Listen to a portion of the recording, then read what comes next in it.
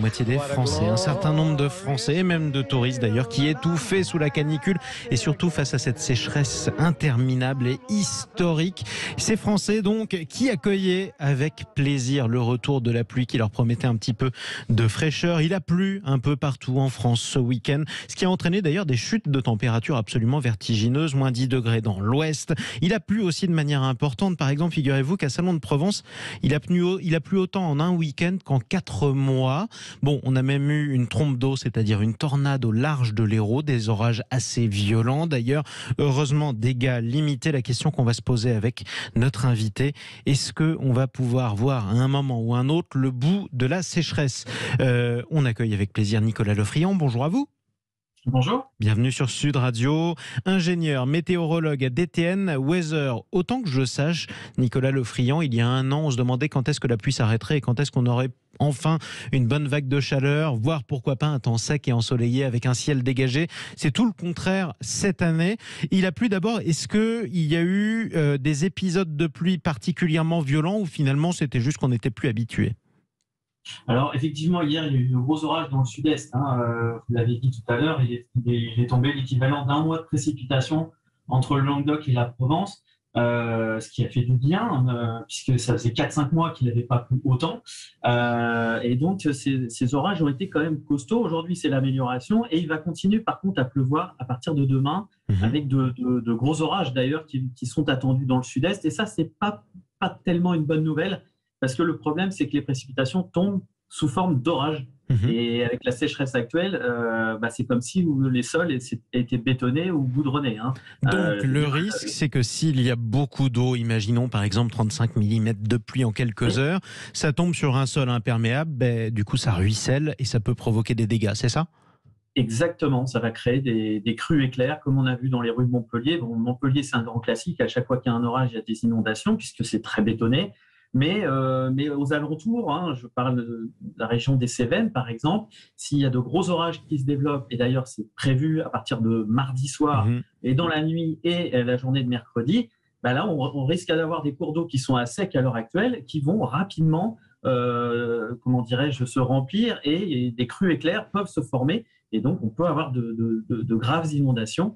Donc, c'est le deuxième effet qui se coule, si je puis dire, de cette sécheresse. C'est que quand il y a de gros orages qui arrivent, eh bien, les inondations sont à redouter, bien évidemment. Il va falloir surveiller notamment les bulletins d'alerte de Météo France. Alors, à ce stade, à l'heure où je vous parle, et ça faisait longtemps d'ailleurs que ce n'était plus le cas, aucun département ne se trouve en vigilance orange. Autant que je sache, je pense que vous pouvez me le confirmer, ni pour la crue d'ailleurs, ni pour la canicule. C'est l'autre aspect. Les températures ont baissé quand même.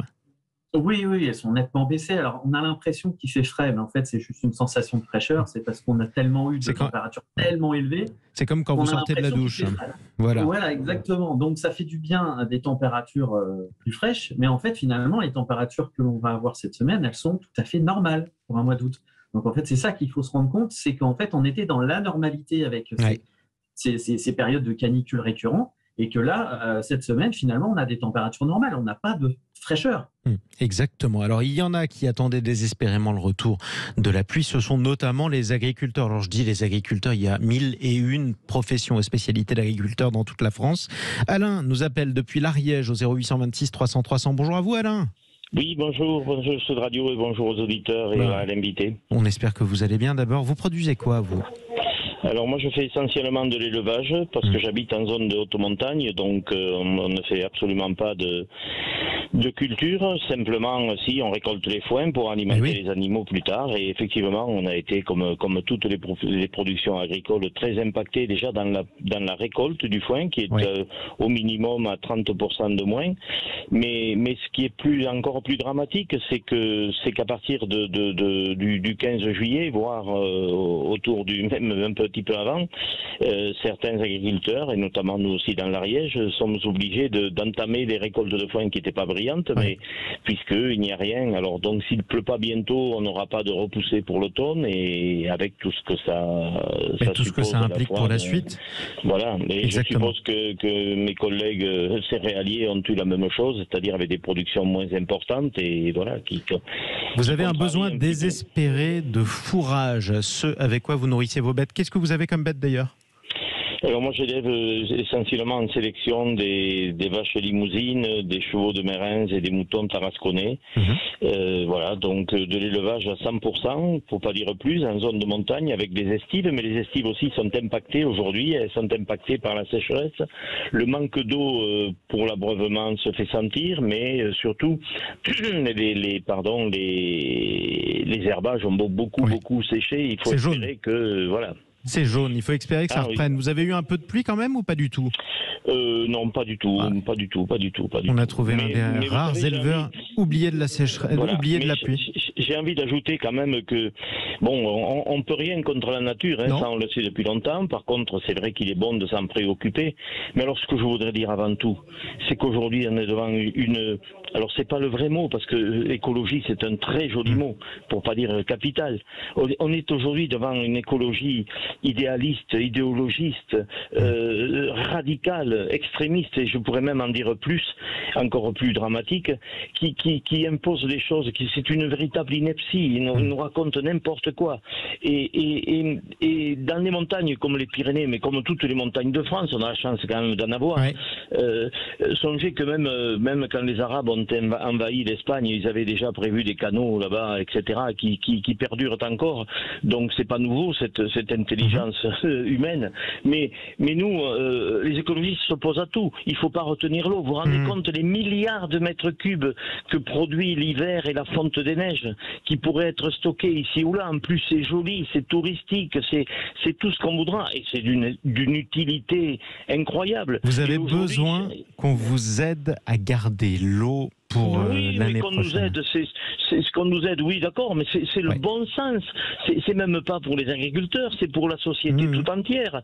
Laisser partir l'eau dans l'océan ou dans la mer uniquement parce qu'un écologiste se réveille le matin en disant qu'est-ce que je vais inventer aujourd'hui de plus loufoque que la veille pour empêcher ces choses-là. Regardez l'actualité, c'est partout en France. Vous savez quoi, Alain? On va en reparler. On va en reparler de toute façon parce que la gestion de l'eau, c'est un sujet qu'on vient de se prendre nous tous, les Français, un peu partout comme ça, en pleine figure, parce qu'on est rattrapé par la réalité alors qu'on n'a pas l'habitude d'en manquer de l'eau. Bon courage à vous quand même, Alain.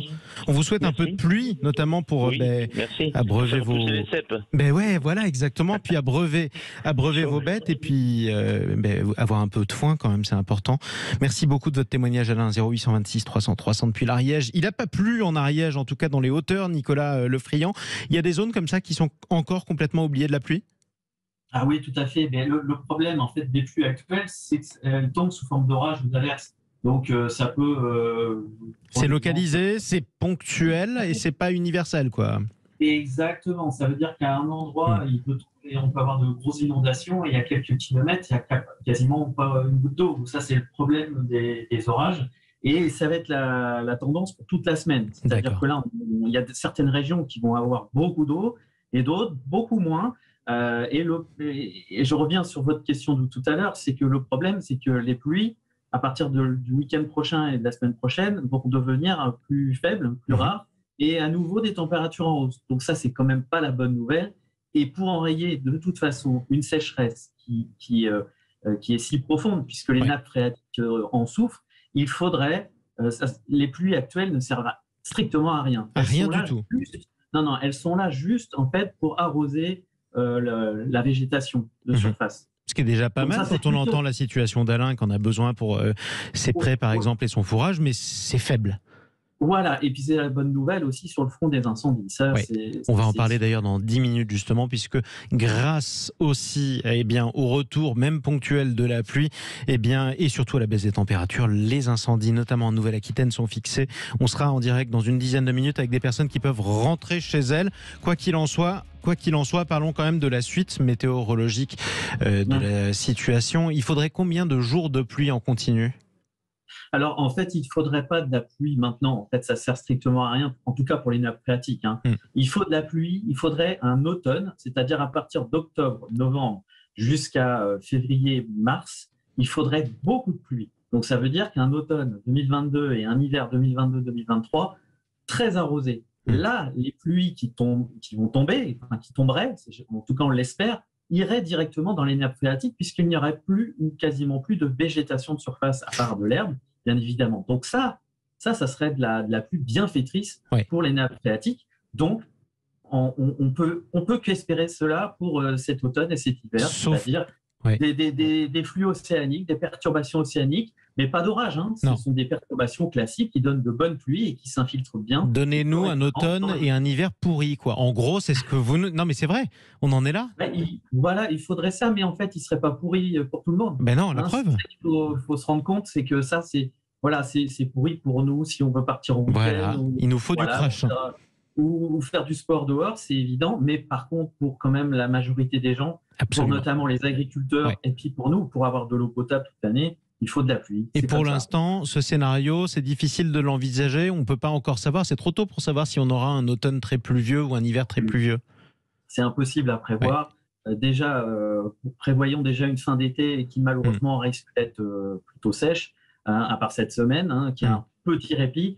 Mais non, pour l'instant, c'est beaucoup trop tôt. On ne peut que l'espérer finalement. Quoi qu'il arrive, si je retiens bien ce que vous nous dites, en tout cas Nicolas Lefriand, pas de retour à la normale sur le front de la sécheresse avant au moins le printemps. Et encore, on n'en est pas sûr.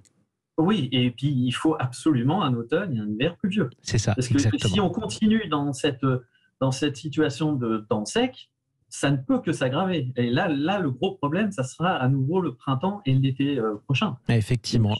La France manque de gaz. Elle s'y attendait cet été pour cet hiver, mais elle ne s'attendait pas à manquer d'eau. On va voir justement combien de temps cela durera. Merci beaucoup pour cet éclairage, Nicolas Lefriand. On vous laisse retourner faire votre danse de la pluie. On compte sur vous, ça arrive suffisamment rarement. Vous êtes ingénieur météorologue à DTN Weather. Justement, le retour de la pluie ce week-end et la baisse des températures qui ont permis l'arrivée d'une bonne nouvelle. Il y en a quand même. Manifestement, le feu, l'incendie, celui qu'on a appelé un peu improprement l'incendie de l'Andiras, est fixé en Nouvelle-Aquitaine et surtout ça va permettre à ceux qui ont été évacués de revenir chez eux. On en parle dans un instant. À tout de suite.